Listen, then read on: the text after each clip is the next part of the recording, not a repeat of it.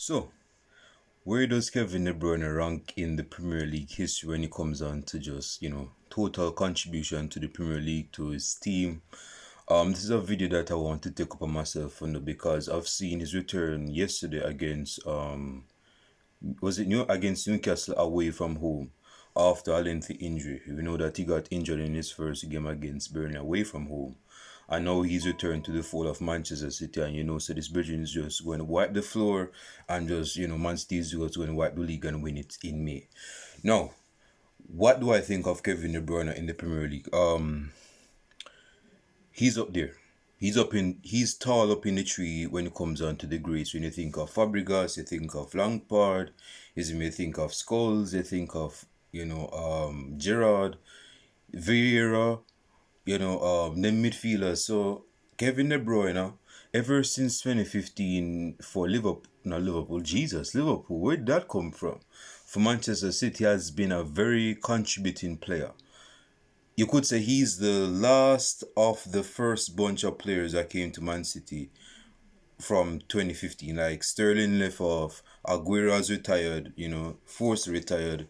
I know said that pocket of players are gone. Like he's the last player out of that bunch that is still here and making delivery of assists for Manchester City. He's a very good player, man. He's a very good player. It just goes to show that this Bridging can adapt his game, because he's playing much more of a CM more than an attacking midfielder. And person saying, well, I don't think you do it in any side, in any other side of Man City. It's just that Man City is just that good of a side. Dude, do you see what this Bridging was doing for Wolfsburg before he went to Manchester City? This Bridging was one of the highest assisters in Europe in a Wolfsburg side. No person go talk trash about the German league, talking about say it's not good enough. Havertz did bits there, but he's not. He's trash in. Dude, I'm not talking about Havertz. Yes, certain players are good to be good in the German league and the Premier League, but some other players, man, there's good period in the German league. Doesn't mean that it's going to translate in the Premier League. We've seen that with Timo Werner at Chelsea and Havertz at Chelsea. So it's different. Kevin De Bruyne, in any side, apart from Manchester City, Manchester United, probably, but any side would have made, even in this Man United side, would have made an impact. I believe it. Maybe not as much as Man City, but at Man United, I believe he would have made an impact. And this is not me wanting Kevin De Bruyne at Manchester United. But I'm making the point that this Bridging's contribution, his overall aura of a player can be seen, and it can have an impact in any side he goes. So you see what he does for Belgium, but this is for the Premier League. This Bridging is up there, so in the Premier League. He's one of the greatest midfielders to grace this era, this Premier League era, from 2015 to currently. Now we have known that he's been, played with injuries ever since since his first injury actually, and we know say he's not the fittest of players when it comes on to his weight. But that said, his talent is not questionable. His talent is always there. When it comes on to shooting, this Brendan is up there. No, he's not the best dribbler. He's not quick. But, he can dribble better than Bruno Fernandes, I'll tell you that. Bruno Fernandes can dribble. And he can always ping a pass. I've seen his Bridging. I think it was a pass against Watford in his first season. I don't know if it was Photoshop. Persons were saying in the comments that it was Photoshop because of how impeccable and colossal the pass was. This Bridging got pass the ball with his head in like a through ball, and he found Aguero. I think it was Aguero or one of them players there. Dude, how is it that you go assist or through ball with your head? It went up very good distance. So it goes to show this Bridging's vision as a midfielder is up there. His IQ is up there. It doesn't matter about how much weight he has on. It doesn't matter how fast he is, because he's not fast. But as a midfielder, as a contributor to his side, is unquestionable, man. This brethren can, if he went to, if this brethren went to Real Madrid, he would have been a perfect replacement for Modric. Maybe they are different players because Modric is more of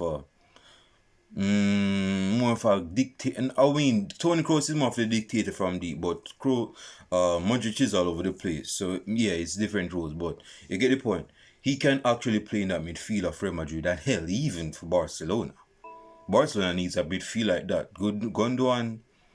One is still a very good midfielder. Let's not get it twisted, but you still get his impact. De Bruyne Barcelona. But in wrapping up, Kevin De Bruyne is up there, man. When it comes on to the Premier League greats, not just midfielders, Premier League greats, period.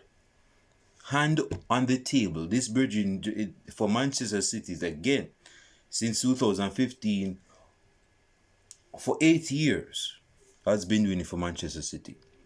When this guy came back against Newcastle, I wasn't even watching the game, but everybody knows when Kevin De Bruyne comes back, it's going to be hell. It's going to be fire. It's going to be hellfire.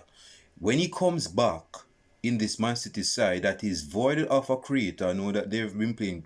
I know they have been playing Bernardo Silva deeper. But when Kevin De Bruyne comes back, man, this Premier League is a foregone conclusion. No, for me, I believe Liverpool will win the Premier League. I don't know why I feel that way, but I just believe it. And I'm not going to suppress it just because I'm a Man United fan. Man United fans hate Liverpool fans. I hate Liverpool fans and I hate Liverpool, but that's why I believe they're going to win the league. But regardless, when this bridging come back to Man City, they're going to be a force to be reckoned with. They're already been a force.